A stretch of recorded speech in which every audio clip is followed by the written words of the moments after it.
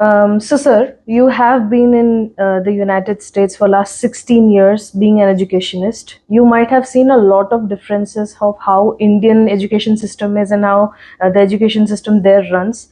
Do you have any perspective around how they are different and anything around that you'd like to shed a light on? For sure.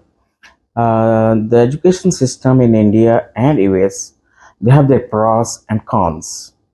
In India, we stress mostly on the grades and the content, how much they grasp and all. And we do the exams always at the quarterly or at the end of the semester mostly. But in US, every day they have to answer the questions, the contents they have studied, and they will be graded on the basis of how they answer those questions, and will be put into their grade books. So it is a everyday matter, not like India that we give 2 or 3 times in a week. In US, it is every day. The teacher has to judge the content, how they have grasped the students. Yeah, but I mean, I have seen it in my school that whenever a teacher Right. enters, they'll be like, "Tell me what I taught you yesterday." So that kind of thing happened. But in terms of assessment, we used to have half yearlies or term exams or maybe yearly exams. Right. That is what I had in my school curriculum. But does it really help having assessments daily in the United Uh, States? Definitely. Okay. Because every day the teacher has made their lesson plans. Okay. So we are teaching some standards every day. How to judge the students whether they have grasped that standard or not. So you have to give them assessment, independent practice every day.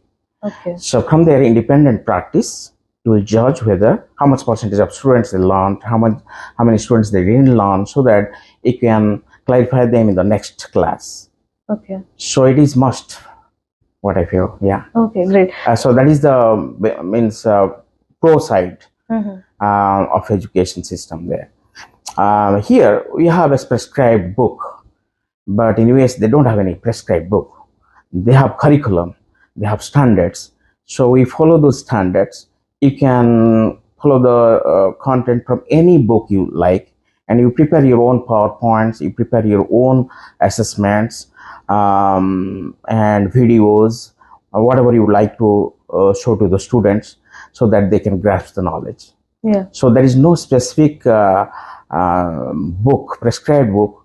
Unlike India, we have prescribed and book, and after every content, there are questionnaires, and we used to answer those questions. It's not like that. Okay, but I think it is changing in India right now because I mean, recently I've heard that electives are going to be newer options here. We don't have to be limited to if you are from PCM, you just have to study these three. You can also opt for history or geography together. That I know that is happening in the United States for a long time now, but this is a new concept that India is getting into, which is definitely I see a futuristic move Right. for India. But I know that this kind of a concept is something that is needed for the people here. But how has it been there in United States? Are people really benefiting from it, or what are your thoughts on it?